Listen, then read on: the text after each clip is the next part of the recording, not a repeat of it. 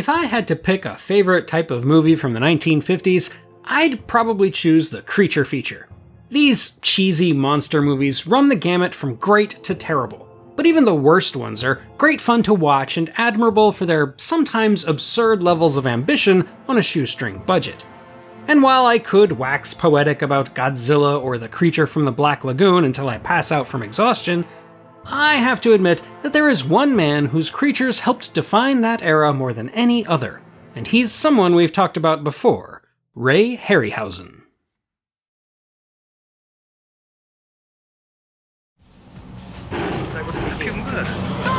All you'll ever be.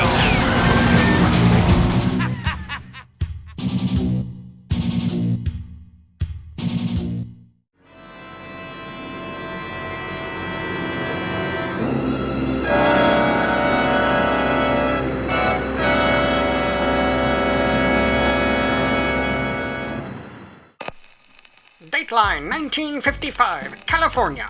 In the salty seas of the San Francisco Bay, the Navy has mobilized its top men to track and eliminate a monstrous Goliath from the unexplored depths of the deep ocean. This prehistoric beast is responsible for countless deaths and disappearances throughout the Pacific. But after taking on our boys in the state-of-the-art atomic submarine piloted by Commander Pete Matthews, we have mobilized our forces to take back our waters from the demon of the depths. Please evacuate the Golden Gate Bridge, stay in your homes, and stay tuned to this channel for further updates as we learn more about this deadly situation.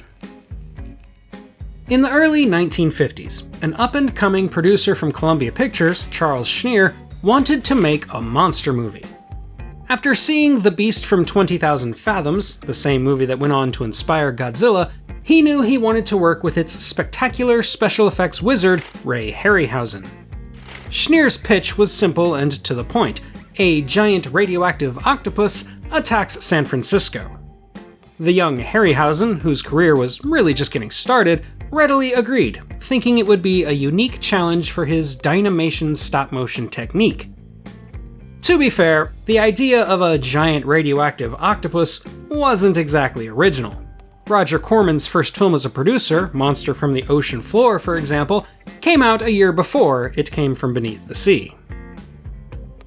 With Harryhausen on board, Schneer then hired George Worthing Yates, writer of the giant ant picture Them and George Pal's Conquest of Space, to pen a story around the idea. Yates worked closely with Harryhausen on the action scenes where stop motion would be used, and then wrote the rest of the picture around them. Similarly, Harryhausen put together his sequences at his workshop in Culver City, while the rest of the production took place half an hour up the road in Hollywood, under the direction of child actor turned film director Robert Gordon. With a minuscule B-movie budget of $150,000, roughly a sixth of which was devoted to Harryhausen's effects, production on It Came from Beneath the Sea began in late 1954. Harryhausen got started in August, while the film's shooting script wasn't finalized until late September, though at that point it was titled Monster Beneath the Sea. Later, Schneer, hoping to siphon off the success of 1953's It Came from Outer Space, changed the title halfway through principal photography. Hey, do you have a sci-fi classic you want me to cover? Why don't you drop it in the comments below, and while you're there, don't forget to hit those like and subscribe buttons. If you'd like to support what I do even more, please consider joining my Patreon to get access to bonus content, vote on future topics, and more. I'm also the co-host of a couple of different podcasts, the streaming HEAP and From Here to Paternity, and I have a novel called Paradox that is available through Amazon. If all else fails though, you can always check out my website at emcgill.com, where you'll find written reviews of plenty more sci-fi classics in both film and literature. Now then, with all that shameless self-promotion out of the way, let's move on. To play the male lead, Navy Commander Pete Matthews, they cast Kenneth Tobey, who had also appeared in The Beast from 20,000 Fathoms and The Thing from Another World. Indeed, with It Came from Beneath the Sea, he completed a trifecta of sorts, as he had been an Army colonel and an Air Force captain in those other films. Opposite him as the female lead, Professor Joyce, is Faith Demure, known for her role as a femme fatale in Where Danger Lives, and later earning a reputation in 50s sci-fi horror as a scream queen for her roles in This Island Earth and The Atomic Man. Rounding out the main cast is character actor Donald Curtis, as the cheekily named Dr. John Carter. The rest of the cast is made up of other relatively inexpensive character actors like Ian Keith and Harry Lauder, while Charles Schneer himself is often credited as an extra, though I've been hard-pressed to find him anywhere in the movie. Naturally though, the biggest star of the film was behind the camera, doing what he did best. Harryhausen took everything he had learned from his mentor, Willis O'Brien, and from his first solo non-documentary film, The Beast from 20,000 Fathoms, and expanded on it. One of his most clever additions was the use of underwater sequences, which he accomplished using rippled glass, rear-projected water, and double-frame slow motion. Many props were purchased on the cheap, such as the ship the monster sinks, which Harryhausen found at a five-and-dime store just down the road. Due to the low budget, only one full model of the creature could be built, and so Harryhausen did as much research on cephalopods as he could. He also saved a few bucks by only giving the model 6 tentacles instead of 8, which probably would have gone unnoticed had he not spilled the beans in an interview after the film's release. He did build a few extra tentacles that stood alone, as well as a larger scale segment of the eye that only appears in one brief scene. Outside of Harryhausen, some location shooting was done on actual submarines with a handheld camera, and though the city of San Francisco had forbidden the crew from filming at the Golden Gate Bridge, they did it anyway, guerrilla style. Much of the film was done as cheaply as humanly possible, and most scenes were subsequently filmed in only one take, to save money on film stock. The most complicated soundstage was built for the beach scenes, where amusingly, Kenneth Tobey kept sinking into the muddy sand, at times reportedly appearing shorter than his female co-star. Of course, there's also plenty of stock footage, a cost-saving staple of the genre, and partially as a way to explain that away, director Robert Gordon decided to lend the film a newsreel-esque documentary style, something contemporary critics praised as clever. It Came From Beneath the Sea released in July of 1955 on a double bill with Creature with the Atom Brain, to middling reviews but good audience reaction. In its initial domestic run, it earned a total of $1.7 million in theater rentals, against its $150,000 budget.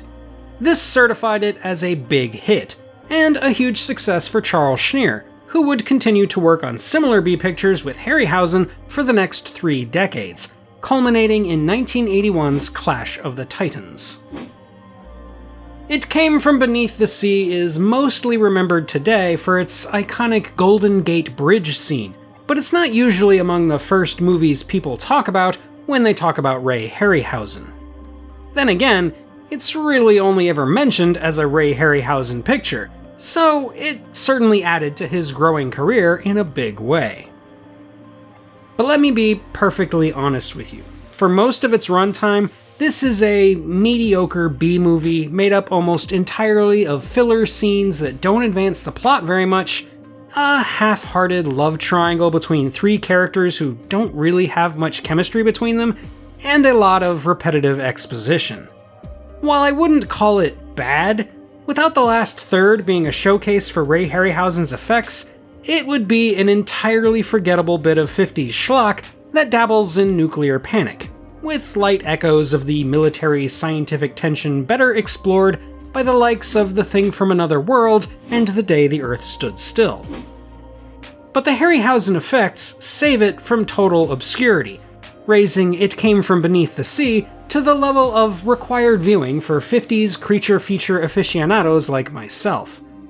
While the general setup is practically identical to his previous The Beast from 20,000 Fathoms, Harryhausen does get to flex his talents, with an increased scale, some fun underwater sequences, and of course the Golden Gate Bridge scene. You can see his talent growing as he pushes the envelope, crafting more stop-motion building destruction and exploring new possibilities like the underwater action. For the sheer spectacle of it all, Harryhausen delivers the goods, and that's why It Came From Beneath the Sea should always be remembered as a sci-fi classic. And that's all for today, my fellow Earthlings. Where do you rank the giant cephalopod among Harryhausen's menagerie of monsters? Let me know in the comments, and make sure you've hit those like and subscribe buttons.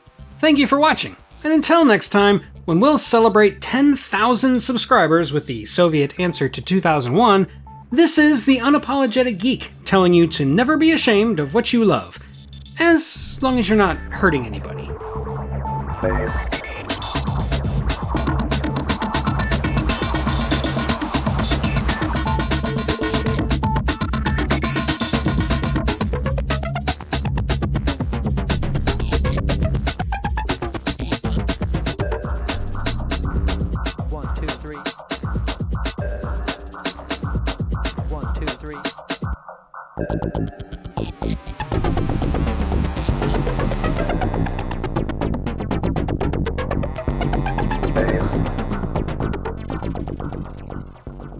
Now watch.